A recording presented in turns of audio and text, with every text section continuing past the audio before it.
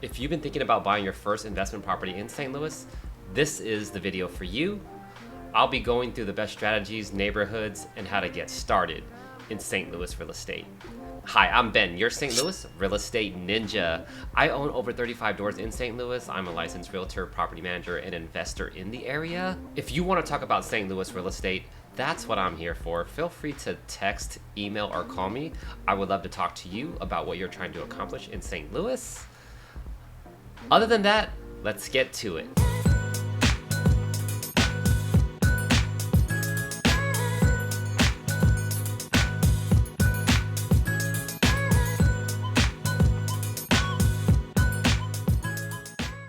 First of all, why St. Louis as a market to buy in? A quick overview is St. Louis is one of the more affordable cities in America. So compared to most US cities, it's still considered affordable. And affordability has been a big problem throughout the US. So being in the Midwest makes it more affordable for you as an investor. There is stable rent demand in the St. Louis area as well. So there are a lot of universities, medical centers, major employers around the city area of St. Louis, and that drives a lot of rental demand as well. There is also a lot of need for affordable housing. There is stable rent demand in St. Louis, and the rent to price ratio is one of the better ones in America. So the numbers really work well for cash flow and rental properties. Since it's more of a stable market with not a lot of highs and lows price-wise, St. Louis is more of a cash flow market than an appreciation market that goes up a lot and property values skyrocket. And in certain areas that does happen, but for the most part, St. Louis is more of a steady appreciation, 3 to 5% a year, steady increases in rents. But St. Louis makes a lot of sense for rental properties. Now let's get clear on your investment goals. Define your why. Like, are you wanting to build your income? Are you trying to park your money outside of a bank for long-term wealth appreciation? Do you want a hybrid strategy where you have cash flow first and then go to appreciation later? You want to define what you are looking for so that determines what areas are good for you.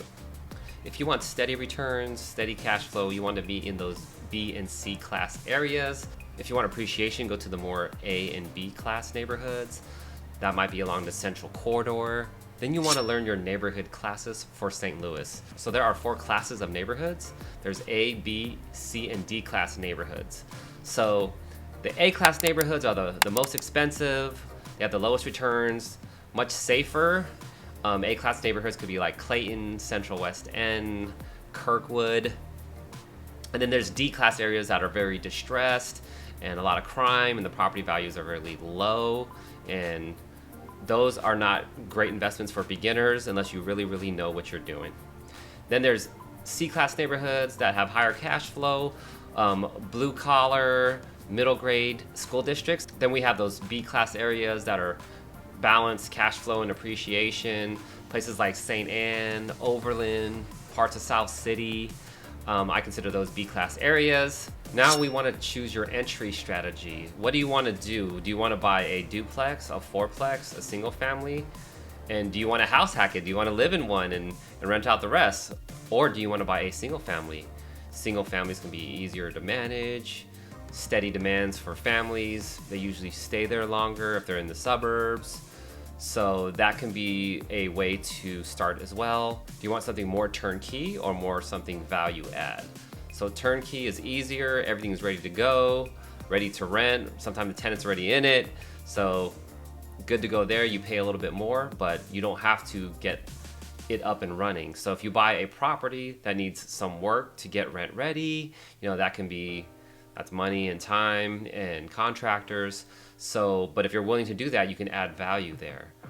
If you do a value add, you want to determine how big your rehab could be, right? So you don't want to do a whole major gut rehab on your first deal. I like to do rehabs that are like $5,000 to $10,000, get them rent ready, and then go from there. If you're willing to take a few more risks and do a $20,000, $30,000 rehab to get it up and running, that's great too. But as a beginner, what you want to do usually is have the least amount of work up front on your first deal. After that, you want to do your numbers and compare the areas and see what makes sense for you. Remember to include vacancies, management fees, taxes, insurance. The 1% rule is a good rule of thumb. So if 1 month's rent equals 1% of the purchase price, that's usually a good gauge to start with. So usually in better neighborhoods, that's going to be less. But if you can get around there, a little above, a little less, you're usually doing pretty good. Just a rule of thumb. Then you break down all the numbers in the areas that you think you want to invest in, and then you compare which makes the most sense. Does it make more sense you get more over here? Or does this neighborhood make more sense over here? After you do some numbers, you narrow down what amount do you want to pay for a property. Now you want to build your team.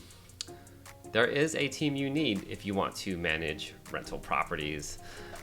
That's starting with a realtor, hopefully someone that's investor friendly and knows what's going on and knows about rental properties. The property manager is very important because they deal with all the issues with managing tenants and contractors and permits and whatnot. So it's very important to get a good property manager. That's very hard to find as well. So you do have to build relationships, and some people may or may not communicate as well. And there's all these different quirks with property managers.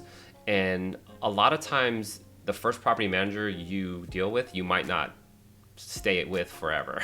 So a lot of times you might have to go through 1 or 2 property managers to find who you really like, and then you go from there and have a long-term relationship after you find the one that you get along with. But very, very important. Also, you want to have a lender that can lend in St. Louis, that knows the rates, that can get you approved quickly. I like using brokers because they can shop deals from other institutions to get the right thing for you. If you just go to a bank and they only have 2 or 3 products, they only have what they have. A broker can shop all different avenues and get you the best deals and the right product that fits investors' needs. Contractors and handyman, that is a challenge as well, to build good relationships with people over the years. And if you're out of state, out of town, it's kind of hard to manage everybody. Ideally for contractors, you want to give them a few small jobs first before you start piling on more work. Fix a faucet here, put in a vanity there, install this toilet here, paint this room.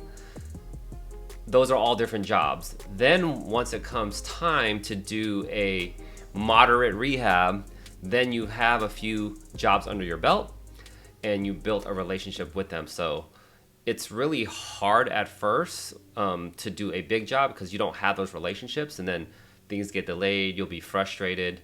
So this one, you have to put a lot of time and communication into it to build that relationship. Underestimating cost and time.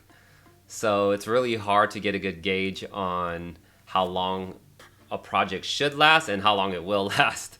So you always think it's going to be shorter than it is and it costs less than it is, but a lot of times it goes over. So just put a contingency in there that if you think it's going to take 2 months, maybe give it 4 months. If you think it's going to be 10 grand, maybe give it 15 grand. So try to be as conservative as possible. Hope for the best. Sometimes it works, but in my estimation, 50% of the time, it'll go longer than you think. Buying in a cheap area and not understanding the tenant base. So most people, they want to have young professionals, cool, hip, young people renting it out. But some areas, it might be more for Section 8, more low income, more older people and older families.